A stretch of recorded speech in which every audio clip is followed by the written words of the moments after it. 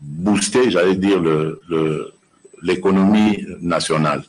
Donc vraiment, c'est au-delà de cette considération, un devoir de faire de cette crise qui sévit ici, au nord Kivu, au sud Kivu et en Ituri, c'est vraiment plus qu'un devoir d'éradiquer cette crise, de mettre nos populations en sécurité une bonne fois pour toutes. C'est pour ça que je serai là, avec vous, auprès de vous, et je vous recevrai au quotidien, que ce soit vous les journalistes, que ce soit les forces vives, tout le monde, l'armée, surtout l'armée, parce que ce sera l'armée, notre instrument qui nous permettra d'imposer la paix et la sécurité, de protéger tous les territoires de l'étendue nationale.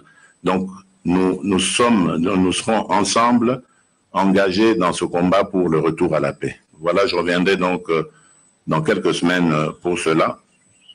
Et je peux vous dire que je compterai énormément sur vous parce que j'ai compris beaucoup de choses à la crise qui sévit ici. Donc, il y a en fait plusieurs crises dans le phénomène de l'insécurité à l'Est. Ceux qui ne maîtrisent pas tellement la question cherchent souvent j'allais dire des prétextes ou des raisons ou des origines ailleurs, mais je crois que entre Congolais, entre nous, nous pourrions très bien nous comprendre et résoudre cette crise. Je veux être ce détonateur-là qui va amener cet élan de paix et une paix que je veux durable. Alors, pour terminer, vous connaissez une des crises encore. Je vous ai dit qu'il y a il y a plusieurs crises dans la crise. Mais la crise de Minembwe en est une. Même si c'est au sud Kivu, je sais que ça a des ramifications jusqu'ici ou du moins des conséquences jusqu'ici. Parce que les élus du nord Kivu m'en ont aussi parlé. Donc c'est clair que c'est une situation qui est explosive, on va dire, et en tant que garant de la nation, de la paix et des droits et les libertés des gens, je ne pouvais pas rester indifférent. Cette situation, je vais vous faire juste une petite historique de la question. Donc, c'est arrivé au moment où je me trouvais à l'extérieur, donc je n'avais pas été mis au courant de cela. Et donc, je ne pouvais pas décider non plus de manière à brûle pour point comme ça, en tant que responsable, ce ne serait pas du tout sage. Donc, je savais que j'avais prévu mon déplacement de Goma. Et donc, je me suis dit, une fois sur place, je prendrai la température réelle. Et aujourd'hui, je peux dire que cette température, je l'ai prise et la décision que je vais vous annoncer, je la ferai, je la prendrai en âme et conscience et en assumant toutes les responsabilités qui sont les miennes, parce que je crois qu'il est de mon devoir de m'impliquer, comme je vous l'ai dit.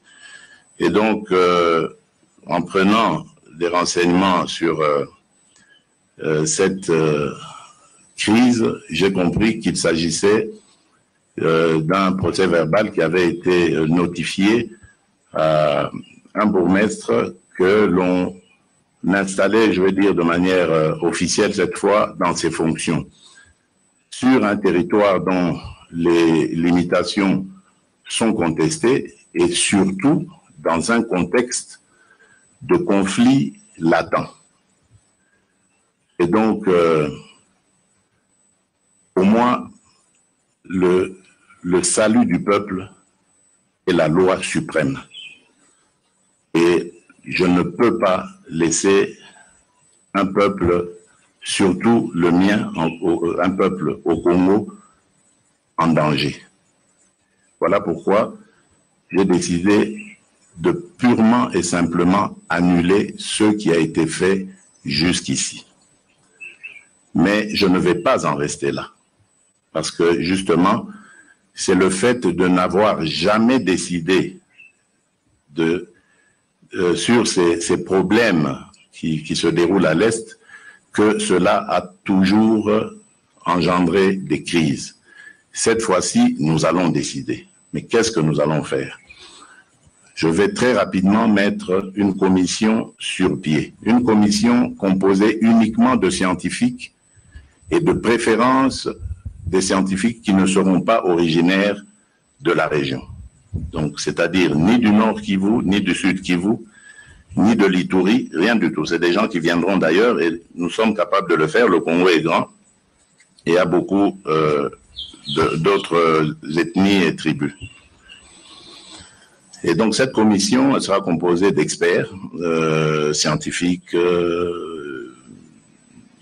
des géographes, des juristes, il y en aura des démographes, enfin il y aura plein d'experts qui vont avoir pour mission de retracer toutes ces limites, mais toujours en connexion avec les autochtones, les peuples qui vivent là depuis longtemps. Donc, il faut qu'on aille dans un processus de délimitation des frontières ou des limites de ces territoires, villages, groupements, communes rurales. Ensuite, nous pourrions alors à ce moment-là décider ensemble. Et donc, pendant ce temps, je vais demander aux uns et aux autres, je lance vraiment un appel patriotique aux uns et aux autres, au calme. Il n'est pas, pour le moment en tout cas, question de s'affoler, parce que j'ai vu dans les réseaux et dans les renseignements que j'ai reçus, des informations qui font peur et qui ressemblent vraiment à de la manipulation plus qu'à autre chose. On dirait qu'on veut exacerber les passions. On veut amener les gens à se dresser les uns contre les autres. On a même été jusqu'à insinuer qu'il y a une grande puissance de ce monde qui avait béni cette opération parce que son ambassadeur se trouvait sur place. J'ai moi-même rencontré cet ambassadeur et il m'a complètement rassuré et m'a dit qu'il ne comprenait pas, il était venu pour autre chose, il n'a jamais compris pourquoi est-ce qu'on l'a mêlé à cela. Donc c'est pour vous dire que tout ce qui a circulé, tout ce qui a été dit n'était que spéculation. Les peuples de cette partie du pays ne demandent qu'à vivre en paix. Et nous allons leur offrir cette paix. Je demande donc à tous les faiseurs d'opinion, à toutes les notabilités, de prêcher dans le sens de la paix et de l'union, de l'unité de ces communautés. Il n'est pas question de se débarrasser d'une communauté et d'en laisser d'autres. Il est ici question du vivre ensemble. Et ça, c'était possible à une certaine époque. Je ne vois pas pourquoi aujourd'hui ça ne peut plus l'être. Si ces communautés ont toujours vécu ensemble depuis une vie, eh bien, cela est possible à réaliser encore. Donc, je vais vraiment demander avec insistance, et peut-être je dirais même mise en garde, parce que je n'accepterai plus qu'on jette de l'huile sur le feu dans un dossier aussi épineux que celui-là. Voilà ce que je voulais vous annoncer en substance dans ma communication et je vous remercie pour votre attention et me mets à votre disposition pour recevoir vos questions. Merci beaucoup.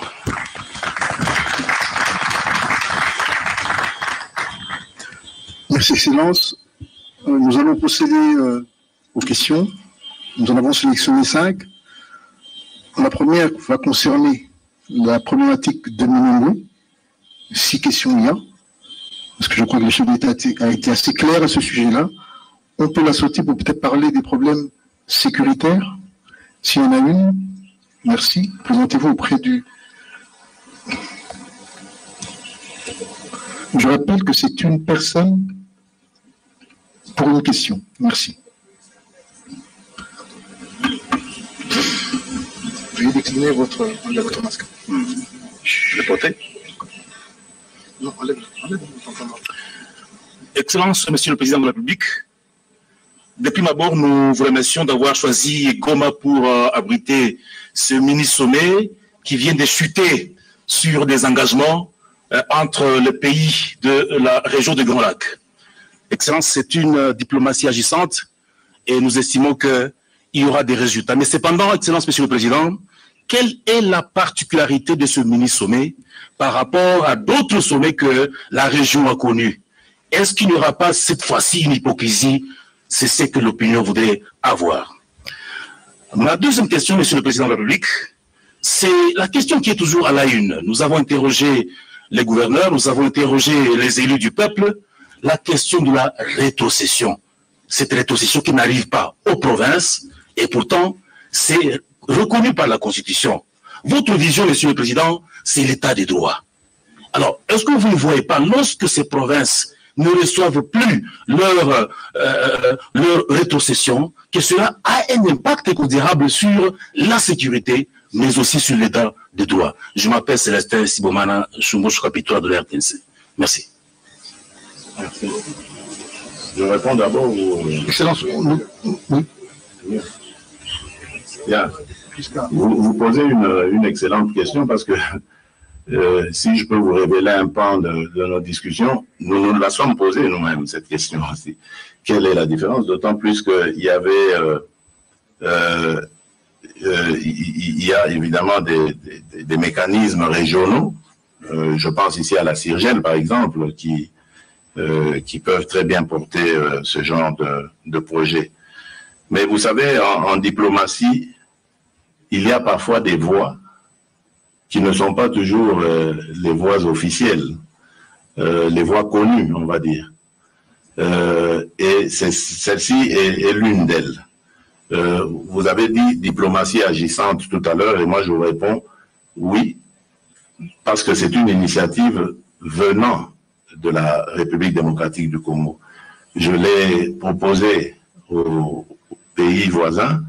Il y a eu des discussions et ils se sont finalement tombés d'accord pour venir participer à cela. Je crois, moi, en cette voie parce que je vais la porter moi-même.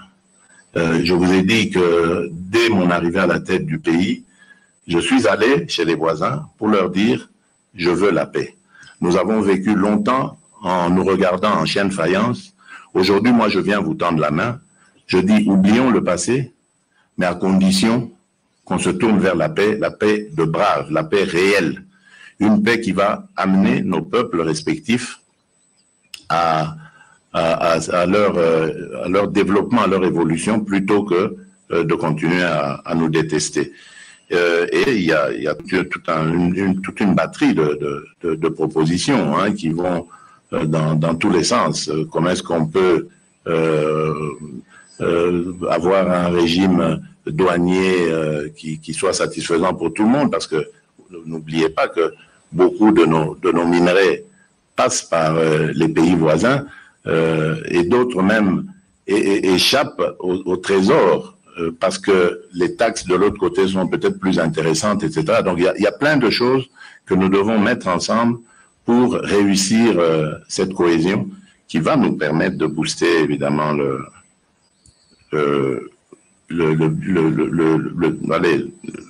vivre ensemble de la région. La seconde question, c'était par rapport à la rétrocession. Bien évidemment, c'est dans toutes les provinces où je vais qu'il y a malheureusement cette rengaine. Là, je voudrais vous dire que il faudrait un petit peu quand même d'indulgence, parce que vous connaissez quand même l'état plus ou moins de notre économie, qui n'est pas pas très bon. Et surtout maintenant qu'avec avec la pandémie que nous avons, qui nous frappe, qui n'est pas encore terminée, les revenus ont été encore plus, les recettes ont été encore plus difficiles. Et donc, leur répartition, bien entendu, pose problème. Mais je suis tout à fait conscient de ces difficultés-là. C'est simplement une question de choix et de priorité à un certain moment auquel vous devez faire face. Je vous ai parlé de la Covid, mais nous, dans notre malheur, nous en avons eu encore un autre, frappé de nouveau par Ebola. Il y avait ci et là des problèmes humanitaires, des drames humanitaires. On a eu quand même suffisamment de problèmes qui ont mis à mal notre économie, et donc tout le reste a aussi en apathie, j'allais dire. Vous savez, même moi, qui suis président de la République, je ne reçois pas toujours mes revenus non plus. Mais je ne m'en plains pas, je comprends. Je comprends parce que nous sommes dans une situation exceptionnelle. Voilà pourquoi nous travaillons d'arrache-pied pour relever le niveau de nos recettes et pouvoir mieux les répartir à travers le pays. Mais comme je vous le disais tout à l'heure, je suis très conscient de cette difficulté et on va essayer d'y remédier au fur et à mesure, mais on a besoin d'un peu de temps.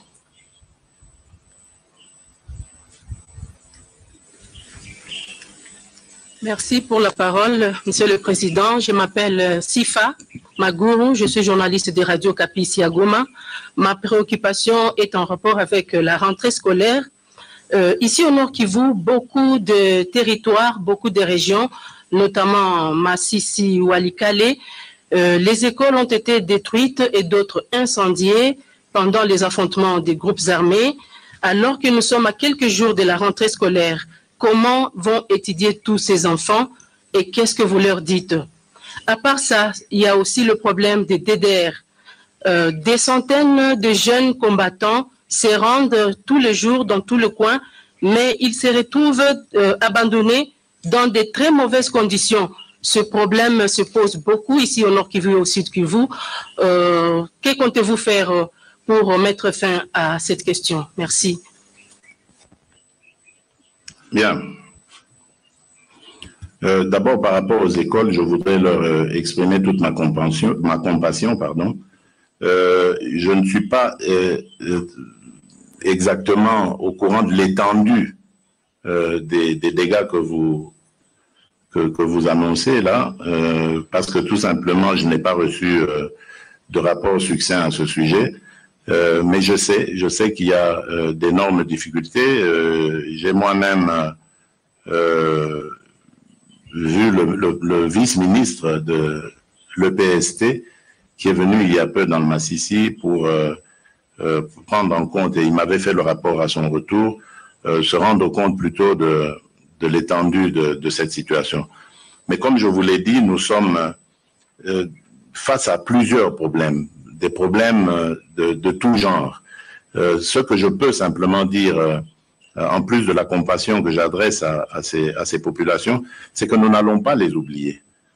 C'est vrai que nous n'allons pas, d'un coup de baguette magique, tout réhabiliter en un temps record, mais nous n'allons pas les oublier. Nous allons travailler à remédier à cette situation et nous allons le faire avec les autorités locales. Et cela, c'est aussi une des raisons de pouvoir régler cette situation de rétrocession, parce que avec ses propres moyens, la province pourra faire face à ce genre de choses. Donc, comprenez bien que nous en sommes conscients, mais nous n'allons pas pouvoir les régler maintenant. Je vais en discuter avec le ministre de l'EPST, le ministre d'État, Willy Bakonga, et son vice-ministre, Didier Boudimbu, pour savoir, parce que la rentrée, c'est pour dans quelques jours, là, donc, pour savoir ce qu'on va devoir faire pour parer au plus pressé. Alors, par rapport au TDR, c'est une très très bonne question. Il y a beaucoup de rendus. Moi-même, je viens de Saké, où j'ai, un tout petit peu avant Saké, je me suis arrêté à une, j'ai oublié le nom, d'un bien camp, Bambiro, Mubambiro, où j'ai rencontré des rendus. Malheureusement, au départ, ils étaient à 1200, m'a-t-on dit. Aujourd'hui, ils ne sont plus qu'à 400. Donc ça, c'est la preuve que ce système ne marche pas du tout et qu'il faut aller très vite, parer au plus pressé pour ne pas décourager ces compatriotes qui acceptent volontiers d'arrêter leurs activités dans les groupes armés et de revenir dans la vie de tous les jours. C'est pour ça que je vous ai parlé de revenir ici dans quelques semaines, parce que j'ai un programme. Après avoir rencontré les 3 gouverneurs des provinces les plus en crise de notre pays, j'ai cité l'Ituri, les Nord et les Sud Kivu. À Kinshasa, j'ai rencontré les 3 provinces, les 3 gouverneurs de province. Nous avons eu une très longue séance de travail à laquelle j'avais associé la représentante spéciale du secrétaire général des Nations Unies et le représentant pays de la Banque mondiale. Nous avons conclu des choses que je vais moi-même venir mettre en pratique ici et suivre. C'est pour ça que je reviens en fait. Et il s'agit de quoi? J'ai obtenu, en tout cas, parce qu'après cela, j'avais demandé une réunion par visioconférence avec la Banque mondiale, et j'ai obtenu de celle-ci 50 millions, dans un premier temps, 50 millions de dollars, qui vont nous permettre de commencer les premières opérations de DDR. Et donc, nous allons cette fois-ci procéder différemment. Dans les jours qui viennent, je vais nommer un coordonnateur national du DDR qui aura pour tâche de conduire cette politique sous ma supervision d'abord, parce que ce sera une coordination qui sera ramenée au niveau de la présidence et qui va conduire cette politique avec les autorités locales, tous les représentants locaux ici. C'est pour ça d'ailleurs qu'on va rajouter un petit C après le DDR, c'est-à-dire communautaire, parce qu'on veut travailler avec toutes les autorités locales. Et quand je parle d'autorités locales, je pense même au chef coutumier. Hein. Et le but de cela pour nous, c'est que ce soutien aille jusque à la base. Donc, on va commencer par la démobilisation, le désarmement, démobilisation, et puis on prend en charge les individus en question qu'on va réinsérer ici même. Donc, il n'est plus question de les déporter de leur milieu naturel, de les amener dans des endroits où ils vont être totalement perdus, mais on va faire un travail sur eux et les réinsérer ici même dans leur milieu naturel, dans leur communauté, mais cette fois-ci avec une activité, pas en les délaissant, parce que c'est à cause de cette oisiveté, ce chômage, qu'ils rebroussent chemin et qu'ils reprennent leurs activités d'avant. Donc cette fois-ci, nous allons développer des activités et la principale, je ne vous le cache pas, c'est l'agriculture. J'ai décidé que celle-ci va être la priorité d'ailleurs nationale à cause justement de cette Covid qui nous a fait beaucoup de tort et qui nous a en même temps permis de comprendre le bien qu'il y a de diversifier notre économie, et l'agriculture est un instrument qui nous permettra d'y arriver. Et ce ne sont pas les atouts qui manquent en République démocratique du Congo, et encore moins dans la région ici. Donc nous allons développer l'agriculture. Mon rêve est de refaire de ce coin de la République ce on lui donnait comme nom hier, à l'époque du Zaïre, c'était le grenier de la République. Donc, on va y arriver et je crois que les jeunes gens, pleins de dynamisme et d'énergie qu'ils gaspillent dans les groupes armés, vont nous servir arriver à nos fins. Et j'ai déjà discuté aussi avec le secteur privé et j'ai des engagements fermes de ce côté-là, de banques comme d'entreprises qui vont nous accompagner dans ce programme-là. Donc vous voyez qu'il est très ambitieux, mais comme je crains qu'il ne puisse demeurer lettre morte, je viens moi-même le superviser et me rendre compte de son évolution pour qu'on puisse le reproduire dans d'autres régions si il connaît un succès.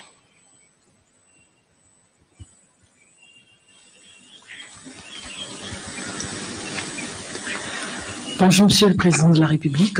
Bonjour, je madame. suis Rosiane Kalafolo et je suis journaliste à la radio Polyfem Goma. Monsieur le Président de la République, nous vivons l'insécurité au jour le jour au Nord Kivu et le gouvernement a souhaité mettre en place 2 secteurs opérationnels. Dans le Nord Kivu, dans la zone nord, on a le secteur opérationnel Nord Kivu Sokola 1 et dans la zone sud, nous avons le secteur opérationnel Nord Kivu Sokola 2. Les opérations sont en cours depuis plusieurs années, mais la situation semble ne pas changer. Certains acteurs de la société civile et des acteurs politiques attribuent cette situation d'une part à la responsabilité de certains officiers qui sont sur le champ d'honneur, qui dans la plupart se sont transformés en commerçants de bois, de cacao dans la zone de Béni. Et il y en a certains qui vendent le paddy. On se pose la question quand est-ce qu'ils ont sémé pour le vendre. Dans la zone de Massissi et dans la zone de Rutshuru, ils sont accusés d'être de mèche avec certains groupes armés. Je me limite par là pour la première question. La deuxième question, lors de votre visioconférence, vous avez fait allusion à l'accord cadre d'Addis Abeba, que jadis on a appelé l'accord de l'espoir en République démocratique du Congo lors de la guerre de M23. Dans cet accord, la RDC a pris un engagement. Parmi ces engagements, voulais-je dire, parmi ces engagements, il y a la continuation de la réforme de l'armée. On aimerait bien savoir pourquoi cela n'a pas continué. Et la sous-région a pris aussi ses engagements de ne pas s'ingérer dans des questions qui vont déstabiliser les pays voisins. Mais ce n'est pas le cas. J'espère que, comme l'a dit mon prédécesseur pendant la visioconférence, vous avez été clair là-dessus avec vos homologues. Mais vous avez parlé dans votre visioconférence dans les Nations Unies que vous demandez à la MONUSCO de travailler aux côtés des forces armées de la RDC pour éradiquer l'insécurité au Nord Kivu. Dans cet accord, la brigade d'intervention des Nations Unies avait été mise en place pour finir avec les M23. Où est passée cette brigade? Merci. Merci, madame. En fait, vous posez plusieurs questions en une ou deux questions. Merci. Apparemment, à part la réforme de l'armée, votre question touche à l'insécurité en général, je vois. Bien, vous avez totalement raison, madame la journaliste. L'insécurité, je me suis aussi posé cette question et le chef MG, le chef d'état-major général qui est là le sait. Dès mon entrée en fonction, j'ai réuni le Conseil supérieur de la défense et c'était ce point-là que j'ai beaucoup martelé, celui de l'insécurité. Parce que je ne comprenais pas, je cherchais à savoir aussi ce qui se passe dans l'insécurité, dans cette persistance de l'insécurité. Mais je crois que c'est un petit peu hâtif et peut-être voire injuste de seulement stigmatiser certains officiers, pas tous, parce qu'on en a de très vaillants, de stigmatiser certains officiers comme étant la source de la crise ou la raison de la crise. C'est bien beau de citer les acteurs politiques, vous le faites bien parce que justement, parmi eux, il y en a aussi qui tirent des ficelles. Et j'ai eu l'occasion de le leur dire hier, un peu sur le ton d'ailleurs même de la menace, en leur promettant des poursuites immédiates, sans tenir compte de leurs immunités respectives. Parce que tout simplement, nous avons des informations selon lesquelles eux aussi sont en train de tirer des ficelles. Mais dans ces conflits, il y a également des conflits fonciers. Des chefs coutumiers, des conflits de groupement, parce que les limites ne sont pas bien tracées ou alors la succession n'a pas été bien faite et une partie prend le maquis pour combattre l'autre, etc. Donc il y a aussi ces phénomènes-là. C'est pour ça que je vous disais, il y avait plusieurs crises dans la crise. On m'a même parlé du parc de Virunga qui fait aussi l'objet de problèmes dans ses limites, parce que les villages s'agrandissant, ils sont en train de rogner les limites foncières du parc de Virunga. Donc vous voyez qu'il y a plusieurs problèmes là-dedans. Il ne faut pas seulement stigmatiser les officiers qui, c'est vrai, aussi, parmi eux, il y en a qui s'adonnent à ces activités illicites et favorisent donc le désordre pour continuer ces activités-là. Mais pour comprendre tout ça, et surtout pour prendre des décisions ou des sanctions, j'allais dire, il faut être sur place. Ça, je l'ai compris, c'est pour ça que je viens. Parce que je me dis, quand on est loin, il y a la chaîne de commandement est longue, il y a le commandant suprême, il y a le chef MG lui-même qui vit à Kinshasa, puis ensuite il y a le commandant zone de défense, puis le commandant région, puis le commandant secteur. Enfin, c'est tellement long que c'est très difficile, quand on est loin, de pouvoir suivre ça au quotidien. Moi, je veux faire de cette armée une armée professionnelle, qui sera vraiment tournée sur la défense de notre territoire. Pourquoi? Ben, tout simplement parce que je pense que s'il reste encore des patriotes dans ce pays, c'est là qu'on les trouve. Ces gens meurent pour nous, tous les jours, mais ça on ne le dit pas assez, pour un salaire de misère. Et je me bats pour améliorer leur sort, leur quotidien, leurs revenus, qu'ils aient beaucoup plus, parce qu'ils le méritent vraiment. Donc, ne tirons pas facilement sur eux, soutenons-les et aidons-les. Parce que parfois, ils n'ont pas le choix quand ils font ce genre de choses. Si nous améliorons leurs conditions de vie, je crois que nos militaires, qui sont déjà de valeureux soldats, pourront davantage nous rassurer et nous protéger. C'est ça, c'est ça. C'est pour ça que je ne veux pas trop m'appesantir sur les militaires, mais je préfère regarder plutôt les autres secteurs. Et je pense, je suis même certain que si les politiques surtout cessent de créer des milices pour des raisons d'intérêt personnel et mesquin, si les politiques toujours cessent de diviser les chefs coutumiers, parce que là aussi les chefs coutumiers m'ont dit que c'est par des décisions politiques qu'on les divise, on crée des dissensions entre eux. Donc le pouvoir politique a beaucoup de responsabilités dans ce qui se passe ici, sans vouloir le stigmatiser, mais je dis le pouvoir politique. Donc c'est pour ça qu'il faut être là, suivre au quotidien et prendre les sanctions nécessaires et exemplaires pour pouvoir tenir tout le monde à carreau et faire respecter la loi. La loi, oui, je viens d'en parler, la loi, c'est celle-là aussi qu'il faut amener jusqu'au fin fond de nos contrées. Il y a dans beaucoup d'endroits l'absence de l'autorité de l'État. Il y a des situations de non-droit qui permettent maintenant aux plus forts de faire la loi. Et ça aussi, ce sont des choses à prendre en compte. Donc voilà, tous ces phénomènes ont amené cette insécurité. Et je ne parle pas aussi de l'influence des pays voisins qui, par moments, ont entretenu, ont encouragé, ont fait ceci et cela. C'est pour ça que, diplomatiquement, j'ai essayé de fermer cette porte pour que nous nous reconcentrons sur nos propres problèmes en interne, que nous levions nos propres divergences et que nous arrivions à des solutions proprement congolaises. Voilà, je pense, ce que je peux dire. Dans la réforme de l'armée, je vous l'ai dit, moi je n'ai pas attendu, je ne sais plus à quoi vous avez fait allusion, là, une résolution des Nations Unies ou du mécanisme de suivi de l'accord d'Addis Abeba. Moi, je suis dans la réforme. Vous avez suivi ces mises en place et nous continuons. L'armée, c'est aussi une de mes priorités parce que je sais que par elle, nous allons avoir la stabilité, la sécurité, et cette stabilité et cette sécurité vont améliorer notre économie parce que elle sera rendue attrayante et elle intéressera beaucoup d'investisseurs et nous créerons de la richesse qui nous permettra aussi d'avoir les nôtres, nos investisseurs congolais. Moi, je lutte pour ça. Et ces investisseurs congolais qui nous feront énormément de bien. Alors, la FIB, oui, la FIB, c'est un problème. Elle est là, rassurez-vous, madame, elle est là. La FIB est encore là, est encore en République démocratique du Congo, mais je ne vous cache pas qu'elle fait l'objet de beaucoup de débats. Les uns pensent qu'elle n'est pas suffisamment efficace.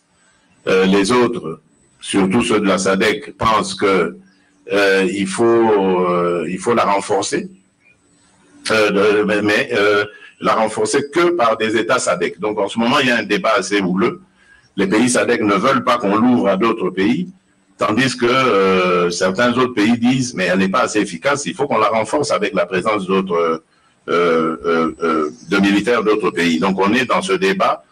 Je suis sûr qu'on trouvera une solution parce que nous ne voulons pas non plus nous mettre à dos nos frères de la SADC qui étaient venus volontairement nous porter main forte pour sortir de ce bourbier.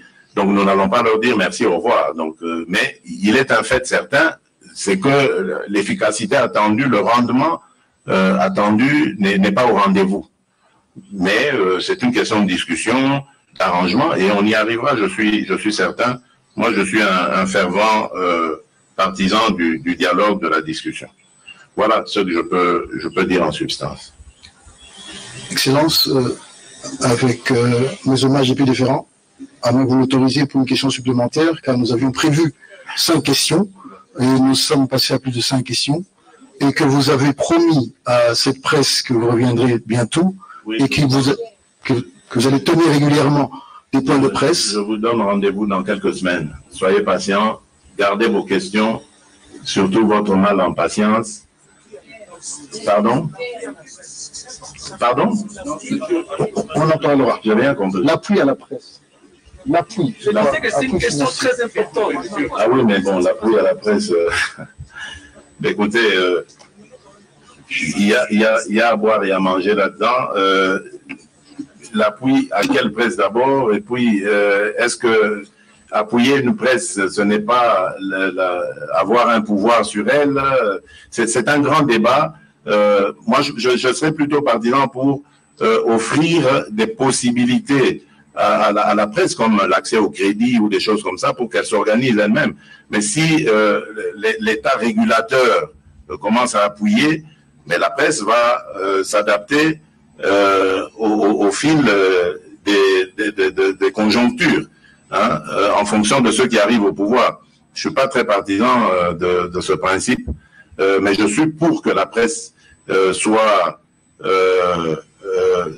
en pleine possession de ses moyens pour se développer et peut-être pour l'aider en organisant des forums, des séminaires avec d'autres médias du monde entier pour les mettre à niveau. Je suis pour des débats sur le sens même des médias, parce qu'aujourd'hui, n'importe qui se dit de la presse. Il suffit qu'il ait un téléphone portable ou une caméra, et ça y est, il se met à pérorer, à taper sur tout ce qui bouge. On ne tient plus compte de l'éthique ni de la déontologie. Ça devient du n'importe quoi. C'est plutôt ça que moi je vais vous aider à faire, au lieu de vous apporter un poisson. Donc je vais vous apprendre à pêcher, je préfère. Merci, voilà, mesdames, messieurs. Merci beaucoup, que Dieu vous bénisse. Merci.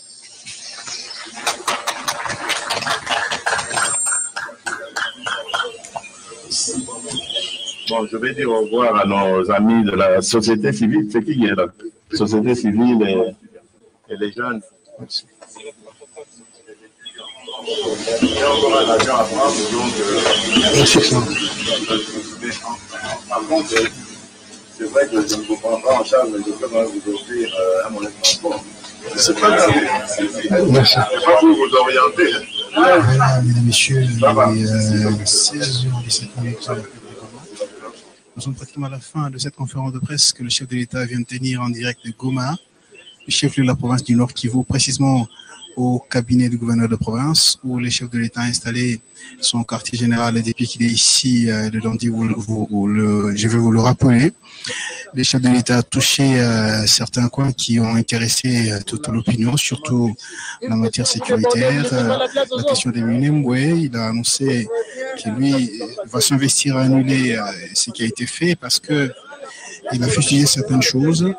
Il estime que ce n'était pas aussi fameux qu'on peut le croire. Il est revenu sur le mini-sommet qui a été tenu en visioconférence avec les différents chefs d'État. Il a également parlé de la raison qui a poussé à ce que les Burundis ne participent pas. Le chef de l'État promet de rentrer à Goma dans les tout prochains jours, dans les prochaines semaines, dans quelques semaines je veux dire. Et avec cela, il aura à tenir de temps en temps des conférences de presse. Il va rencontrer les différentes couches de la population en rapport avec la situation de cette partie de la République démocratique du Congo. Voilà les différents points que le chef de l'État a essayé d'évoquer au cours de cette conférence de presse. Nous remercions à toute l'équipe de la RTNC, coordonnée par les directeurs Luc Beno Tchabembi, et bien Moussa Firi Nyota, Bati René Baouma, également Célestin Sibomana, Emmanuel Lebalolibomi. Mesdames, Messieurs, merci de nous avoir suivis en direct de Goma, précisément au cabinet du gouverneur de province. Au revoir et à vos antennes studio. Malobi Awana State. Événement nyonso soko linge réussir ekende liboso mokili mobimba bamona ngo soko luki John Image te o échoué wana lala babi makambo mikolo to tikela mikolo vedi masola ba grand eza John Image le prix number 1 na makambo yo John Image bilili fois 100.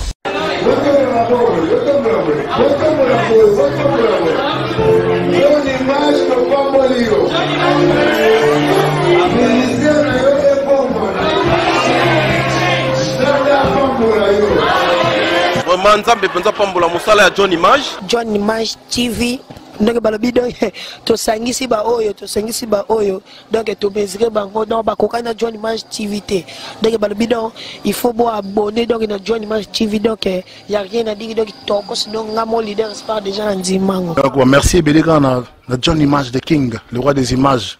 Mtabi misabiso pena boy. Merci na John Image pour yende mafuta.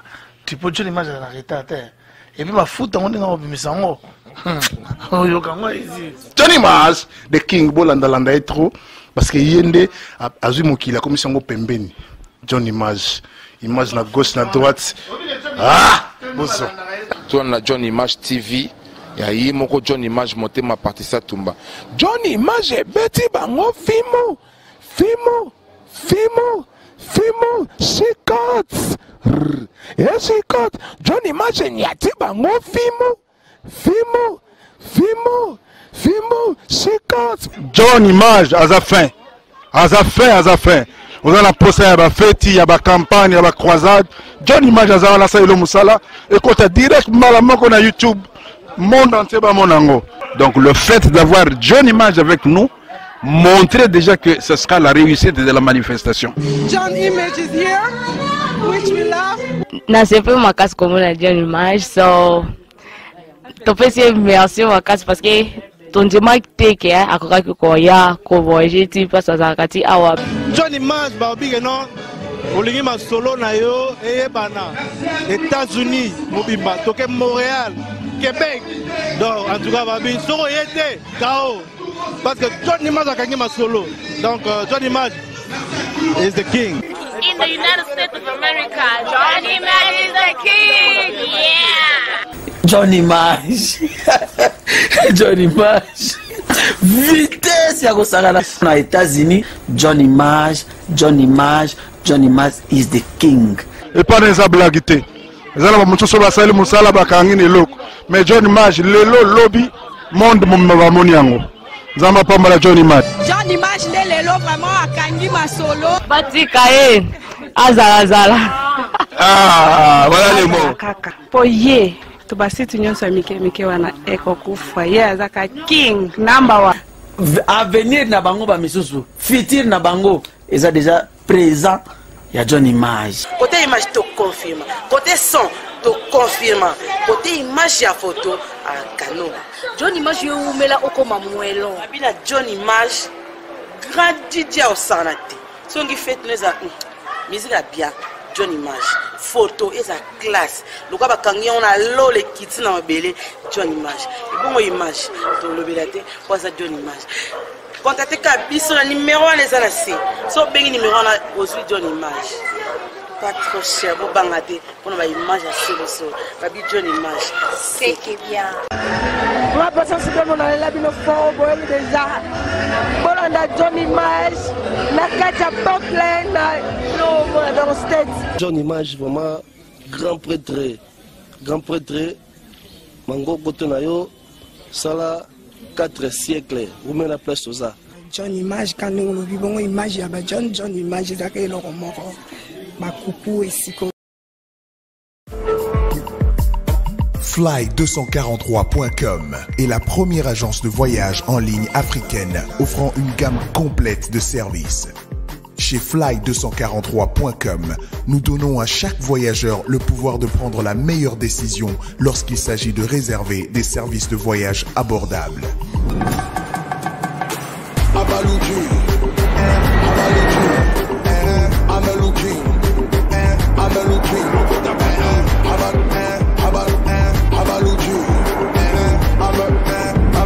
Nous proposons donc à nos clients un portail de réservation unique pour les vols, hôtels et forfaits vacances à des prix abordables.